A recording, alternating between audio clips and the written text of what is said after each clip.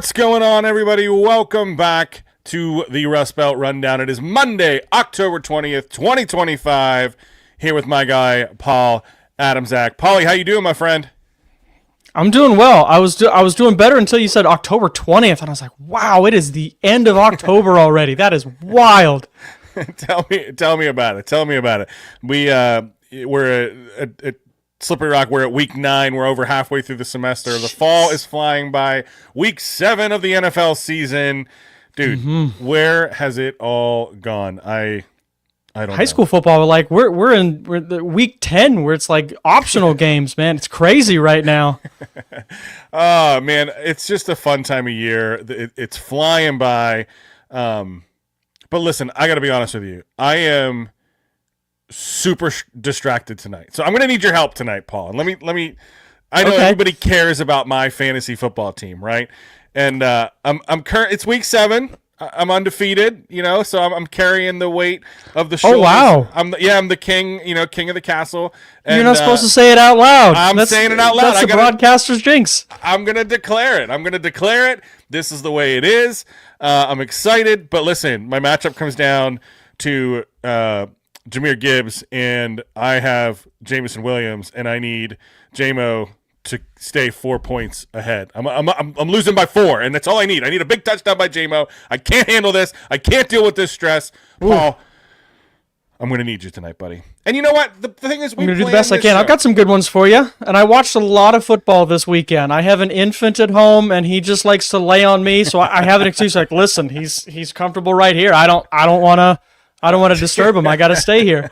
Honey, I can't get up off the couch to feed the baby because, he's sleeping. I got to watch football. I can't take the trash out right now. It's for the baby.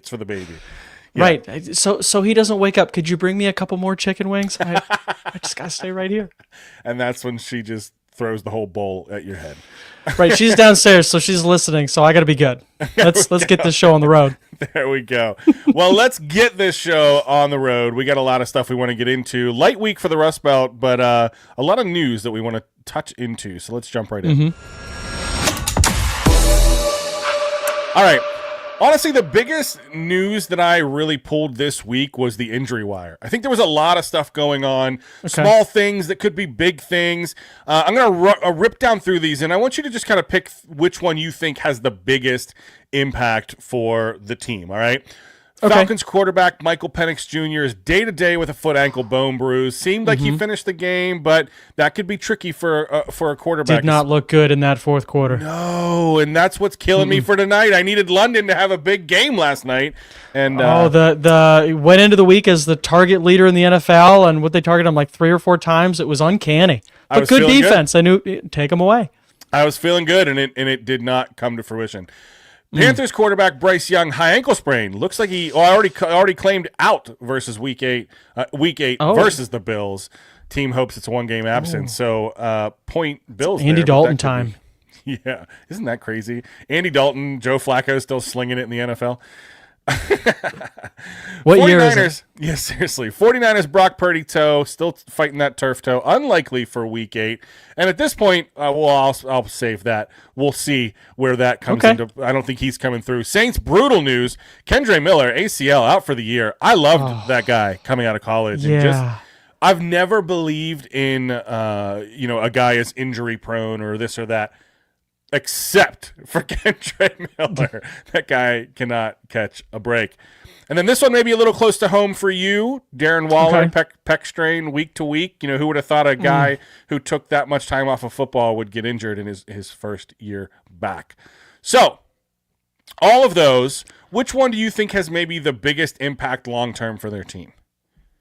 Long term, well, listen, let's go through them. I think Penix, if he's week to week, they have a pretty steady backup. So I would lean Penix as like the biggest loss. Yeah. But they also have a very stable. Like Kirk Cousins is still there. Cousins is ready to go. So I don't know that there's a big drop off there. So I don't know if that counts. I think the Bryce Young one is huge. Yeah. Starting to play better. Panthers have won, 3 in a row now. Thanks to the Dolphins, they started that win streak. They figured it out. They got right, and now they can't be stopped. And then you go into Buffalo, and you lose your number 1 overall pick. That one's going to be tough. Andy Dalton, don't dislike the guy, but we know what Andy Dalton is. Yep. For the Saints, that's tough. The Saints aren't a great team, but they try hard. They play hard. They're fun to watch. Even, they're in the losing column more than they're in the winning one, but they're a fun team to watch. So I feel for the Saints, that one's going to be tough because the roster's just so thin. Who was the last one? Oh, Brock Purdy. Mac Jones is playing fine. It doesn't matter. It's Kyle Shanahan. You can put me out there. We'll be fine. The 49ers will be fine. Listen, I think if I'm Brock Purdy, I'm worried about losing my job. Mac Jones looks good, and he was rumored to be the quarterback that Shanahan wanted in that draft, right? And that turns out Purdy's not that great. It's just the system. You could literally throw anybody in, and they're fine. They're going to be fine. I love how they interviewed Shanahan about that too, like about getting Mac Jones, and they were like, "Well, you trade up, you make some moves, you think you're going to go after this guy, but then this other guy comes along, and you get kind of enamored with, and you talk yourself into essentially saying like, we made a mistake and should have drafted Mac Jones in the beginning. Meanwhile, Purdy's on the sidelines, and you just gave him the deal. That's exactly what I wanted to hit there. Is I think the more time Purdy takes off, I think the less likely he's going to keep his job. I think that's the biggest one for me. Did he get paid already? Or did he get like a okay. Oh man. Yeah, he got paid. I think then his job is fine, but like Mac Jones is making money. Yeah, he got paid 5-year, $265 million contracted back in May. Man, I mean, he'll keep the money. Him. But I don't know that he keeps the starting job. That's what I'm saying. What's Jones's contract? Is he a 1-year guy? Because if he plays well, backup QB money versus mid-level starter money that's different. Good for Mac Jones. Per Spot Rack, he's got a 2-year, $7 million contract. So okay, he's at least got one more year. We'll see. We will. All right. See. I'd buy him out for $3.5 million. Seriously. Other than that, the biggest games over the weekend, the Broncos. I was going to say, I thought the Broncos, historic comeback. Bo Nix calling his own plays on the last drive. Awesome. Friggin' awesome. For a second-year quarterback, oh my gosh. Can you imagine the trust that's already there? Like that's 60 huge. college starts, though. I mean, he's a QB. He's a winner. No, for sure. But I mean, at least, a complicated system in Peyton, it's not necessarily, the easiest system rumored to be picked up too. So all the more impressive. Going back to that, I got a couple for you that I pulled because I knew you were kind of scrambling today. Can I do these for you? Listen, we can go. I'm done. I don't need to talk about this anymore. Gibbs just had a 78-yard rushing touchdown, so I'm locked in. I'm done with this. Putting it away. All right, let me get out of NFL news because there's 2 cool things that happened this weekend. Go for it. First, top 25, the AP top 25. 9 teams lost in the AP top 25. 4 of them were to unranked opponents. Yeah. And then Vanderbilt, the Commodores are in the top 10 for the first time since 1947. All right. That's pretty good. 1947, we were talking 77 years. That's pretty good. Here's the this is what we're going to finish this segment off with right here. The NCAA single game rushing record got broken over the weekend. Did you see this? I did see this. This is Division III Curry College's Monty Quinn rushed for a record 522 yards and 7 touchdowns in one game. The previous record was 465, done in 2013. I read the interview with the coach. He had 217 yards and 4 rushing touchdowns at halftime. And the coach said, I'm not pulling them because I sensed something special. So they just kept going. First play of the second half, he took it 84 yards to the house. And they were like, we ride. So I love that. Monty Quinn of Curry College. There you go. It doesn't top that in news items this week. No. I mean, at any level. I mean, he's at least going to hit the transfer portal next month. So we'll see how it goes. Oh, he made some money, baby. And I think what's interesting going back to the college football, I mean, these are the current top-ranked job openings, right? Florida fires Napier. We talked about Penn State and Franklin. Arkansas, Oklahoma State, Virginia Tech, UCLA, Stanford. LSU is calling for oh my gosh, I just blanked on his name. Brian Kelly's head, right? Auburn, I think, is potentially up there. Clemson. Who's Auburn's coach now? I think it's Hugh Freeze. Oh, okay. Oh. Yeah, Hugh Freeze. Hugh Freeze was good when he was paying college kids before you could pay college kids. That's what he got famous for. Exactly. Now he can do it legally, and he's not doing well. Right, now that everybody's doing it, he's lost his competitive advantage. Yeah, and then I think Dabo Sweeney at Clemson, I think he could potentially lose his job, just not wanting to kind of buy into this NIL era that we're living in. Yep. You know, we saw a couple of dinosaurs already go down this season. Dabo, 100%. It's when, not if. I hate to say it. Yeah. It's going to be a fun coaching carousel in college football. Oh, it's going to be interesting, man. Yes. Yeah. A lot of money going to be thrown around this offseason. All right, that was our news and notes from around the league. Let's get back into the rundown, and we'll start with maybe a little bit of a down game for Paul Adamsack. Heading over to Cleveland. Cleveland takes down the Miami Dolphins 31-6. Quinshon Judkins scores 3 touchdowns as the Browns roll over the Dolphins. This game had a lot of positivity for Cleveland, right? I mean, obviously they have the break. Judkins has the breakout game. They roll 31-6. I get it's the Dolphins. We'll talk about that. Gabriel was efficient-ish. You know, he was 13 for 18 for 116. Didn't throw a touchdown. Didn't throw a score. But you look at Judkins' 3 touchdowns. Didn't turn it over. Right. But you got to look at Judkins here and say, okay, he had 3 touchdowns, but the dude ran 25 carries for 84 yards, 3.4 a pop. Is this the Browns turning a leaf, or is this just a bad team versus an even worse team? The second one. But I will give Kevin Stefanski the credit here. I think we ended the show last week with me telling you the Browns are going to win this game. The Dolphins are bad. Oh, absolutely. Stefanski did what he was supposed to do. The Dolphins, you only need to watch one game, and I don't know if you did or not. The Dolphins' run defense is ranked 32nd in the NFL. If there were 33 teams in the NFL, they would be ranked 33rd. They are the worst run defense I've ever seen. I mean, honestly. Fit, scheme, effort, technique, awful. You name it. This was intended to be the Quinshon Judkins game. I'll show you some screenshots. Prior to game time, I said, we're going to make Quinshon Judkins look like prime Adrian Peterson. All right? So Stefanski got the note, run the ball.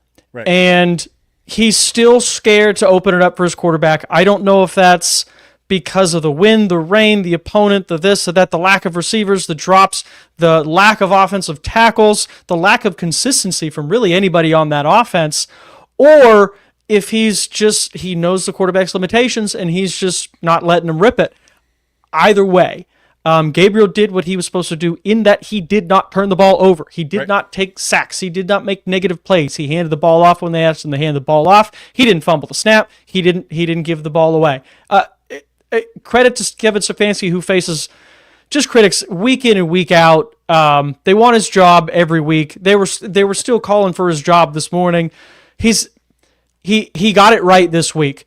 What I will say for the Browns, if you want to say turning a corner, the Dolphins' offense actually wasn't that bad. The Dolphins' offense is not good, but they're averaging actually 25 points per game coming into this one. The average winner in the NFL was like averaging 24 points per game. The Dolphins are a decent offense. Yeah. The Browns shut them down completely. Took advantage of every weakness they had. Jalen Waddle had 100 yards, was averaging like 105 yards a game since Tyreek left. He got 1 catch yesterday for 15 yards. He was non-existent. I didn't hear Denzel Ward's name one time, and that's because when you play when you're watching your defense, that means they're not throwing at that guy. Denzel erased one side of the field. We didn't even hear about him. Yep. Malik Washington, the Dolphins don't have much. They turn the ball over way too much. The Browns caused us. This was an absolute get-right game for the Browns. They both played in the same weather. The Browns got the memo. The Dolphins did not. I hope they carry this momentum moving forward because really, this division is, I hate to say, Browns are a 2-win team. This division is wide open. Yeah. The Bengals aren't what we thought they were. The Ravens aren't what we thought they were. The Steelers are about what we thought they were, but they kind of, that Tomlin, I mean, they've got what, 4 wins now? You got 5 to go, pick 5, and then you get to 9 and 8, and we'll see where the chips fall come playoff time. No, I think you're 100% right. It's weird to think the Browns are still in this race, but they're 2 games behind Pittsburgh. And it's just interesting to see how the rest of the year is gonna fold out. I am on the opposite side of this. I am with Cleveland morning radio where I'm saying I do think Stefanski has got to go, and I think we'll talk about that when we get to the Steelers because I have some Flacco takes that I think will support that. But it was, I think, signs of life that you wanted to see coming from this team. You knew the defense was there. I love your note on Denzel Ward. I think that's huge. They were still getting after the quarterback. They had 4 sacks in this game.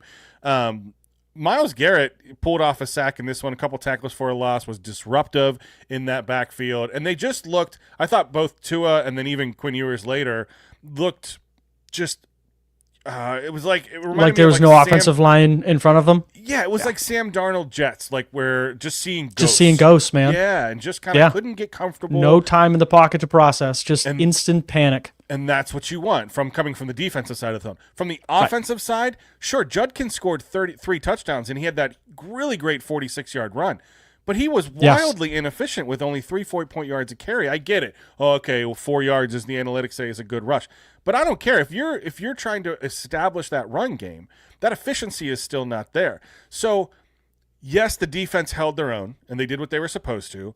But the offense, I think this is going back to what I said at the beginning of the segment. This is just a case of a bad defense or a bad team playing an even worse team, and you're seeing that out of the offense. Yeah.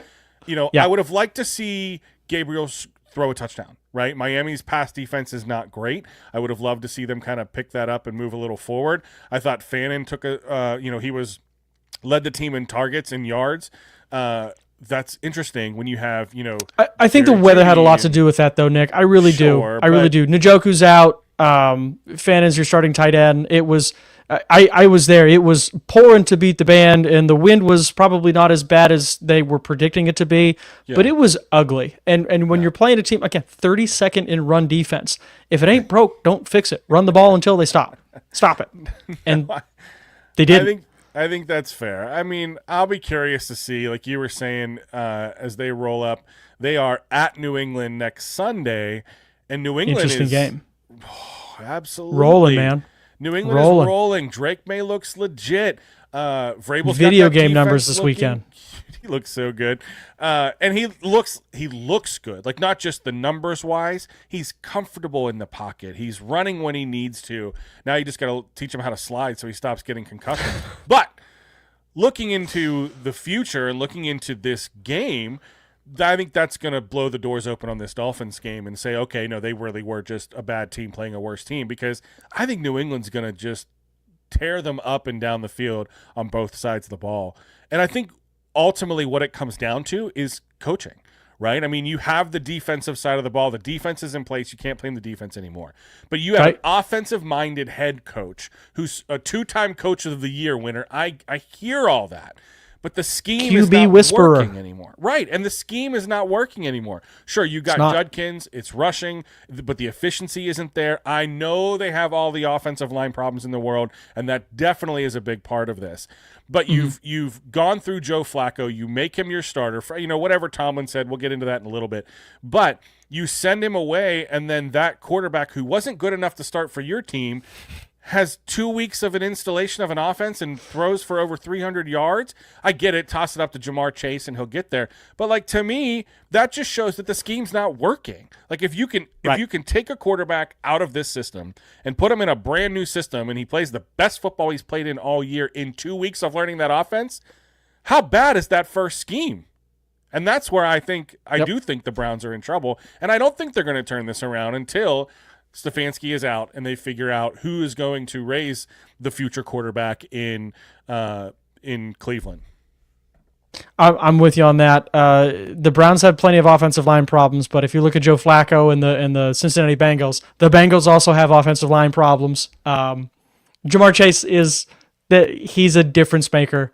2+ signs next to his name. When you're looking at him on the roster, kind of like, okay, that's a guy. But I think you hit the nail on the head. I don't want to repeat it, but he had 10 days to learn an offense. He admitted after the game, I didn't actually know what some of the plays were coming in, but he just read the defense and got the ball out there because guys were open. Yeah. Sometimes football's not that hard, and teams like the Cleveland Browns and the Miami Dolphins make it look super, super hard. Sometimes football is not that hard, but man, the Steelers make it look so difficult. You sitting right here. You said asterisk Jace put 2 people on him, but with 2 minutes left in the game, you know who doesn't put anyone on Jamar Chase? The Pittsburgh Steelers. The Pittsburgh Steelers fall to the Cincinnati Bengals. This is not new news. We're not going to break down the game from a numbers standpoint here. They lose to the Bengals 33-31 in the final minutes of the game.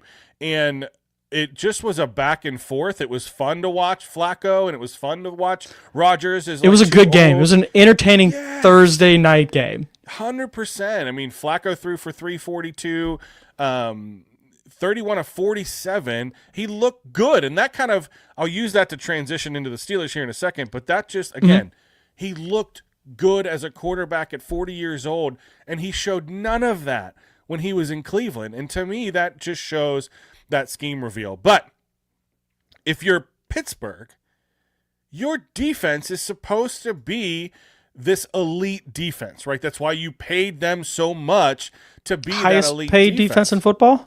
Easily. And I had the number. It's like $180 million, $160 million or something like that. It's ridiculous. Wow. So for Joe Flacco to come in and put up 342 and 3, you had Chase Brown, who's been unable to run for any yards again this season, puts up 9.8 a carry. Like, what is happening? And then, of course, the offense is putting up well. So there's this reoccurring theme that we've talked about this show and even back in the flagship days, that the Steelers cannot put a cohesive game together.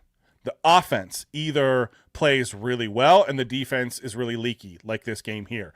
Or you could go back and you could say, you know, there are games when the defense plays really well, but the offense... Plenty of those examples. Exactly, but the offense can't click it, right?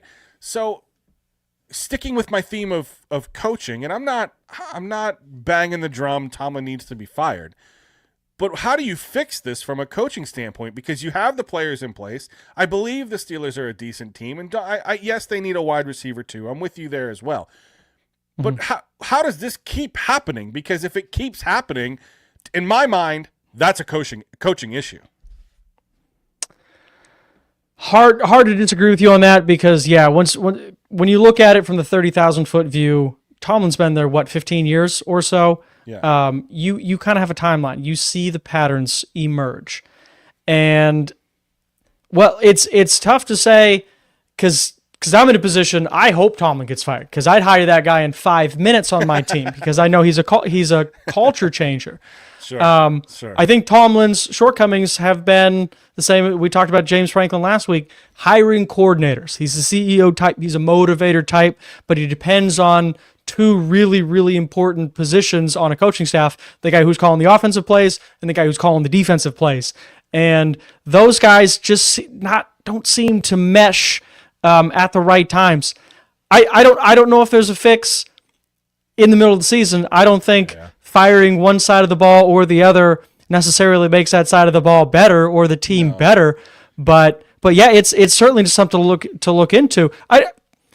Where are you at on Tomlin? After this season, what do you want to happen with him? It's so hard because I think it's like a Penn State James Franklin issue, right? Where you have a good coach. You know the floor. You know the floor, right? But is it really this? Is it really what's keeping you that high of a floor? Can it also be keeping you from that higher ceiling? And I don't know, right? And I think here's what I know about Tomlin. You're right. He is a culture builder. People want to play for him. He motivates people. But what he doesn't seem to be is a strategy guy, a scheme guy, especially in today's NFL. He's a defensive-minded guy. He needs to be able to have that offensive mindset to like a Mike McDaniel. Maybe when McDaniel gets fired, he'll come to Pittsburgh. But he doesn't let that go. Like he needs to be that CEO type head coach. So he still plays in scheme, from what I understand, picking up talks and having conversations with beat reporters. So I don't know. On one hand, I understand wanting to have this great coach, but on the other hand, I understand sometimes change is a good thing. So I think that in a perfect world, I would say keep Tomlin as a CEO type head coach, but you got to let go of the scheme. You got to hire an offensive coordinator and a defensive coordinator and let them coordinate. If he can do that, I think that's the ideal situation for Pittsburgh. However, I don't think that Tomlin, that's in his coaching style. So I think ultimately that does lead to a coaching change at the end of the season. Now, I think, and we've said this all along, the Steelers are who they thought they were, right? They are sitting on top of the AFC North, but a lot of that has to deal with just because of Baltimore, falling to the bottom and injuries to Lamar. They're 4-2. I do think they'll squeak 5 more wins out and they'll have 9 wins, and they won't do anything because, then Rodgers retires and you'll find another quarterback. He's almost protected by this, like, I haven't had a franchise-altering quarterback since Big Ben, and I think that the Steelers organization, knowing who they are and how they appreciate their coaches and the longevity that they bring, I don't think Pittsburgh will do anything with Tomlin. Okay, so that's interesting because I feel sort of in the same position. So let me ask you, the Steelers' predicament, which is this high floor, low ceiling, is that more a result of Tomlin and his CEO style? And I don't want to say the failures of hiring the coaches, but sort of the coaching decisions? Or is it because of, we'll say, poor roster construction? Steelers haven't been a great drafted team. They've got the most expensive defense in the NFL right now. They swing for the fences, but not necessarily, coming up aces with those swings. Who is more at fault? Not owner, but say the front office or the coaching staff? I think coaching staff, because if Kevin Colbert was still there, I would absolutely say Kevin Colbert is the problem. The roster construction, they can't put a team on the field. He was terrible. Yeah, I think they have done. He aged out. Who is it now? Omar Khan. Omar Khan. Okay. I like Omar Khan's approach as a GM. He's not afraid to make a move. You saw that with the Pickens deal, getting Metcalf. I love that. I love the running back room, the offensive line they're trying to do with what they can. I think the defense is just a little over the hill. So. And that maybe worries me, but those aren't necessarily his players. Khan's only been there a couple years. So I do think... Okay, but that's kind of same thing, though. Is swinging for the sake of swinging. Is that... You know what I mean? It makes headlines. It gets people excited. It sells newspapers. It sells jerseys. It sells tickets. But, you paid a lot of money for Jalen Ramsey. You paid a lot of money for Jonnu Smith. You paid a lot of money for DK Metcalf. And those are 3 guys that I think are working. That's why I don't think it's Omar Khan. I do think it's a coaching issue because Ramsey has been after watching Jalen Ramsey, really. Well, he's hobbled around now, playing a little bit of playing. I think he's playing hurt with the hamstring. You knew that. You knew how old he was. Exactly. But I think he's been that. Tomlin likes to live in those big play moments, and think Troy, think Minka when Minka was making a lot of those big catches and altering games. That's what Jalen Ramsey is, and he's done that. Different he role. Got cooked. He got cooked by Jason Higgins this weekend. He's playing hurt. Like you said, we knew that he was there. But I think that it's just the defense cannot keep up with the offense, and I think the scheme is not there. They refuse to change their offensive mentality. Look at the offensive line. What did we say preseason? We said the offensive line was going to be a big problem for the Steelers. Mm-hmm. They look great. They look great on Thursday. Rodgers is not taking a lot of sacks. He's recently there were no sacks in that game. There was only 2 QB hits. So the offensive line has come around. I think that again comes up to the players that are in that room. So I don't know, man. It's one of these weird things. I think the Pittsburgh is just like a black hole. I think they're destined to be 9-8. So let me flip it around for you. If the Steelers have a chance of staying on top of the AFC North, what do they have to do for the rest of the season to stay on top of the AFC North? I don't think they played poorly the other night. I thought, coming in to prepare for another team is tough when you actually have no idea what to expect from the most important position in sports, the quarterback position. So they'd seen Flacco, but they didn't really know what they were going to do with that Bengals front. Again, Flacco, like Occam's razor. What's the simplest solution? That's always the best one, right? Just, hey, Jamar's out there somewhere. I'll just throw it to him 25 times. We'll see what happens. And it worked out for him. I think TJ Watt needs to be a lot better. I think a lot of the high-priced talent on the defensive side of the ball is what needs to show up. I think the offense with Rodgers, I called that a vintage Rodgers performance. He threw for like 254 touchdowns. Was it the first touchdown pass? The second touchdown was a roll left and then flip the hips and come back right and point downfield and fire off his back foot, falling away. I mean, vintage Rodgers. You are getting beyond what version of Rodgers I thought you could have possibly had coming into this year. Broderick Jones? He has turned a corner. You talked about the offensive line. They've got 4 legitimate tight ends. Johnny Smith is a good player. He is arguably TE4 for that team right now. They love the 12, 13 personnel. They're not running the ball tremendously, but they're mixing it up just enough to keep them honest. If they need another receiver, Roman Wilson, I'm sorry, man. I just don't think he's the guy. But the tight end position, I think Arthur Smith is maximizing a lot of what he has to work with. But like when you're a run-based system and you don't really have any runners that are like dudes in your system, right. I mean, Jalen Warren's a nice complimentary back.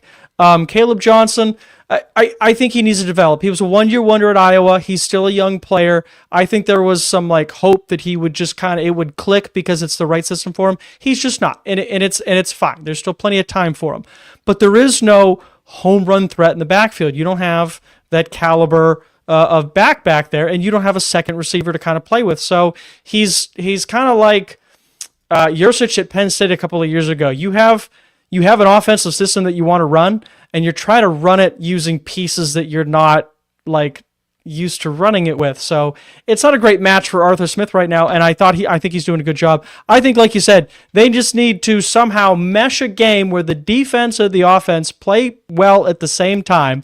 I still think the Steelers are going to win more games with good defense and enough explosive plays on offense to get them over the top. I think that's what wins in January. Keep the turnovers to a minimum. I still think the Steelers are a dangerous team. Absolutely. The Bengals Thursday night on the road, I don't know what the lifetime percentage is, but I'll bet you it's a 90% win for the home team on Thursday night. Sure. I'm serious. No, that's fair. I don't feel bad about the way the Steelers lost the game the other night. They were up, then they trailed. They battled back, and they lost with 7 seconds to go. But they're coming out of the bye. Tip your cap. The other guys did good, man. They're coming out of the bye. They had time to prep. It's not like they played on Sunday and then had to rush to Thursday. But I hear what you're saying. And surprisingly, I agree with you.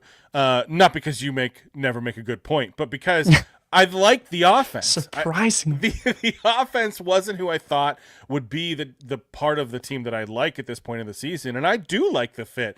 Yes, they absolutely need – go get Jacoby Myers. I think that's a great number 2 receiver, can be that kind of across the middle while DK takes the edge off. Sure, I would love a bigger swing like a Chris Olave, but those are going to cost a lot more as they come through. Yeah. Heck, Pat Freiermuth. Make Freiermuth your wide receiver, too. He was 5 for 111. They've forgotten about him, man. Absolutely. I think he got lost in all the Johnny Smith talk. And, yeah, of course, Darnell Washington looks great. And my guy, Darnell Washington. And I love, I think it was Kirk Herbstreit said this all the time. Every time they ran that 3 tight end bunch, you knew they were going to run the ball, and they could not stop it. That's the Arthur Smith offense. I love that. I like Freiermuth as the 2. Go get a guy like Jacoby Myers, and I think the offensive the team comes through. And the offensive line, again, is performing well. This defense is bottom 5 in the NFL right now. That needs to change. You cannot consistently, look at the Browns. The Browns are winning games solely based off of their defense. If you can be a middle-of-the-pack defense, I think this works. And you can't blame it on, TJ Watt, he's getting double teamed, because Herbig can get there, Hightower can get there, or Highsmith can get Hightower. Highsmith can get there. I know what you meant. Jalen Ramsey can get there. So it was what we talked about. Does the Watt contract make sense? Does the Hayward contract make sense? Right now, it doesn't. This is a bottom 5 defense, and here's what's going to happen at the end of the season. Tomlin will not lose his job, and Terrell Austin will be the scapegoat. They'll fire the defensive coordinator, and they'll go find another defensive coordinator, draft a quarterback, rinse and repeat, 9-8 next year. That's what's going to happen at the end of the season. That's the floor. That's the floor we've been talking about. I hate to say it, but I don't disagree with any of that. I don't know about drafting the QB. I'm very suspect about this year's crop of QBs. I think the Steelers would almost take a flyer on just another veteran who's looking for a new home, and just kind of keep kicking the can down the road. Rodgers could seemingly come back next week or next. I could see it next year. Yeah. He looks. I mean, like if he's healthy, fun. if he's healthy and like he's playing about where he's at right now, why not? Did you see him heave the ball at the end of the game? Dude can still throw it 70 yards downfield. Don't talk to me about his arm. Did you see the smelling salt that they caught him on the sideline with, like right before the play? Takes the smelling salt and then rips one. That was the farthest throw since 2017. Yeah. Dude can still sling it. Still sling it. Looks like a little bit of Aaron Rodgers back in his Packers day, which kind of is all the talk coming into this weekend, because you have Green Bay coming to Acrisure Stadium this weekend to face Pittsburgh. All the storyline talk right now is Jordan Love Rodgers revenge game. That's all anybody wants to talk to. Green Bay, I love players with chips on their shoulders. I'll bet on those guys. I mean, look at what he did against the Jets. He knew what he wanted to do. Absolutely, Rodgers is going to come into this game ready to torch the Packers at home, bouncing back off a big Bengals loss. Steelers are going to win this game on Sunday, but it's the defense that needs to, I think, make that change as we move into this weekend. Coming into this weekend, Rodgers is going to be chucking the ball all over the place, but I do want to spotlight Jaylen Warren in this game. The Packers' rush defense hasn't been, I think, what they want it to be. So I think having Rodgers kind of be... And Quay Walker might be hurt, so that might be the move. Exactly. So I'm spotlighting Jaylen Warren this weekend against the Packers. Any notes on Green Bay coming into Pittsburgh? Watch the end of that Green Bay Cardinals game. Green Bay is so frustrating because they're so talented, but it just seems they just blow games in the weirdest ways. Like, they allow teams back in. Micah Parsons is something that he's the X factor, because he can just be gone for 3.5 quarters and like, hey, we need a big play right here, and he's just unstoppable. So I think he's obviously going to be one to watch. I do think the injury situation is going to be one to watch. Jordan Love, big fan of his. They actually have a receiving core down there now. And Josh Jacobs, playing with an injured calf, looked really good last week too. So this is LaFleur. This is the same as Shanahan, the same as McVay, the same as McDaniel. It's all off the same tree. So very creative play callers. A lot of ways to matriculate the football through a lot of different players down the field. It's a hard offense to stop, and I think Jordan Love is one of the best young quarterbacks. Still figuring it out, but I think he's one of the most talented young quarterback, so I can't count him out. I think it'll be a close game, and I do think it's going to be dependent on which Pittsburgh team we see show up. Yeah, absolutely. It'll be a fun one to watch Sunday night. Bills were on a bye this week, but they're coming off of 2, I think, big losses against the Pats, against the Falcons, who looked awful last night. Falcons are another weird one. They either look great or terrible. They're coming. They're going to. They play the Dolphins next week. They're going to look great. Ooh, the Falcons. The Falcons. Yeah, I'm sorry. Good. I could use a Drake London bounce back. Big week. But the Bills come off the bye. They travel to Carolina to play the Panthers without Bryce Young. This is, and it's weird to say, but you expect them to win this game. But I almost want to call this Bills game on Sunday a must-win game. If they go into this environment to a Carolina team that's 4-3. I don't think anybody expected them to be above 500 at this point without their starting quarterback. I think Rico Dowdle and Chuba Hubbard could have 100 yards each in this game. Buffalo needs to go in and win this game, right? That's true, and Carolina's going to lean on the run game with the starting passer out, and the Bills defense is not that great. Going through a lot of injuries right now, especially in the front four. It's tough. If you can run the football, run the ball and stop the run. You can beat anybody.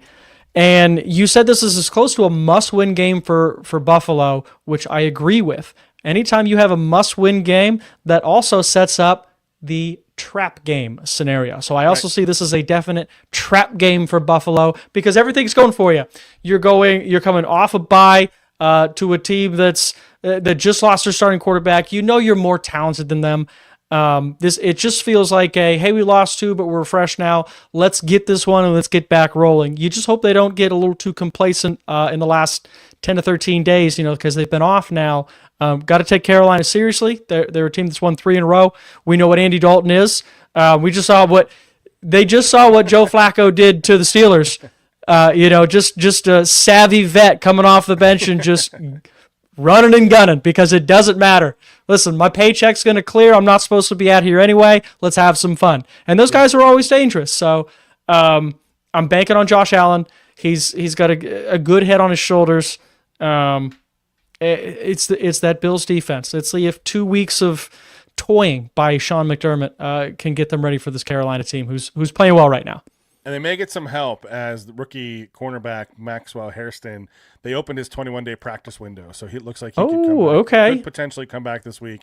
That'll be huge for this defense. Doesn't help the run defense. Run defense still looking a little banged up, but we'll see if we can get some of the healthier guys back. Josh Palmer still questionable. Daquan Jones, Terrell Bernard, Matt Milano, all still questionable as we move into the practice portions of this week. So Bills back in action this weekend, Sunday at 1:00 at Carolina. Listen, I'll leave this one up to you. I don't even know that I have the heart to get into what is left of Penn State football at this point. Oh. They lose at Iowa 25-24. I've been reading a lot of our friend T. Frank Carr's work, and there was a lot of things that he noticed that T. Frank's going through it, man. You can just tell from the tweets. Yeah. This is a guy haunted by his timeline right now. My heart goes out to him because he's trying hard and just everything he says is measured and smart, and it doesn't matter. He's getting killed from both sides. Yeah. Saw some spotlights in the offense, not with the quarterback. Not from a coaching standpoint. But. Or a coaching standpoint. Katron Allen looks every bit as advertised. But, I mean, at this point, lost season for Penn State. Start the coaching process early. They're going to get slammed by Ohio State and Indiana in back-to-back games. I don't think it's even going to be close, and I'm not trying to be hyperbolic. It's just that's the state of Penn State football right now. Yeah. Big Penn State fan. I don't even know if I can bring myself to watch that Ohio State game because it's going to be ugly. It was 34-0 against Wisconsin this weekend. And Ohio State is going to be able to toy with them. So I think that's why it's going to make it hard to watch. Indiana might watch it just to see Fernando Mendoza, just to kind of see what we're looking at here coming up in April.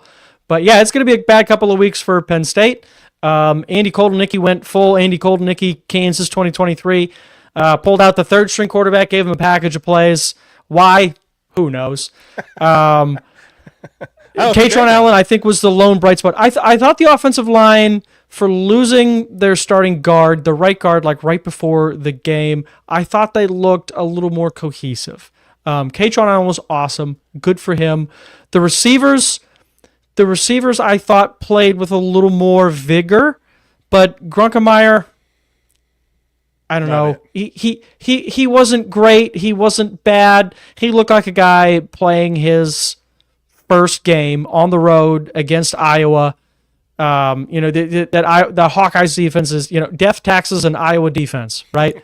So it was a tough environment to go into. I thought Terry Smith did a nice job. I thought he was more animated than I ever saw James Franklin be.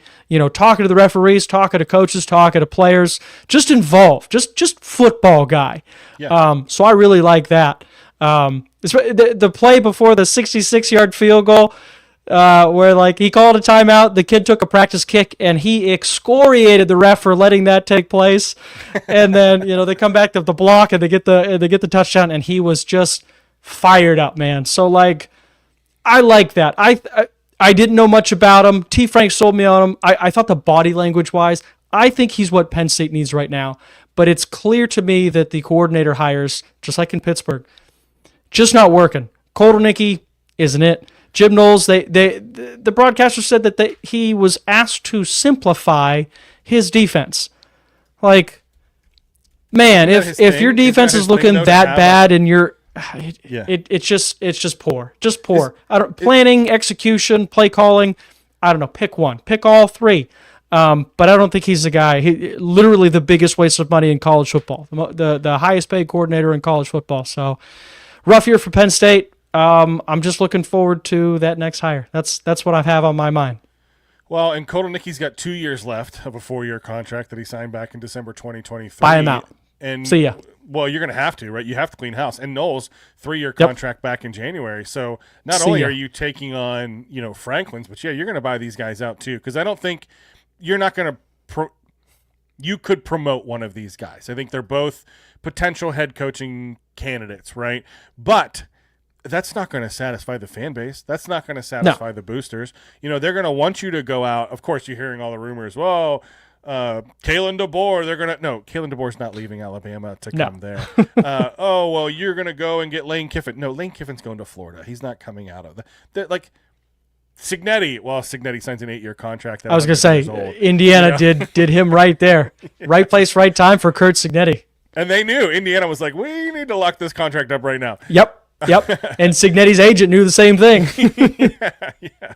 So you're going to end up with a Matt Rule. You're going to end up, Marcus Freeman, I think is a bad choice. I don't like Rule either. Don't hear what I'm not saying. No. But Freeman, I think, is just like a either younger guy. James Franklin. There's just not much out there that I think is going to be exciting. I hope they outbid Florida for Lane Kiffin at this point, or go the NFL route, hire a retread NFL coach, maybe, and bring the next level down. Just overpay him. Yeah. I mean, you got Cliff Kingsbury, still sitting at OC in Washington. He might be somebody that's worth bringing back, has that offensive mindset, was a good college coach when he was there, who can be that kind of got to be able to recruit. It's got to be that face, too, that can be the center of the offense. So, I don't know. I think so, too. Speaking of I don't know, my youngest decided it was time to come hang out on the pod. You want to join on the show? Come here. Nice. Look, what do you think? What do you think about the Steelers? Are you in for the Steelers? Yeah? You think they're going to win this weekend? What about Penn State? No? Oh, there's our predictions. Steelers will win. He pays attention. Penn State is not in the loop at all. Paulie, I have nothing else to say on Penn State. I'm out on college football right now from a Rustbelt standpoint. Me and Biscuit. It was a rough weekend of football. A rough weekend of football. Me and Biscuit here. We're going to take this show on the road. Okay. Paul, any other notes that we didn't get to that you want to hit before we close it for the night? Man, the rest of my notes I wrote up. I took way too long to organize my thoughts on the Miami Dolphins and that dumpster fire situation. So I won't subject you guys to that. I think it was just therapeutic to write it all down.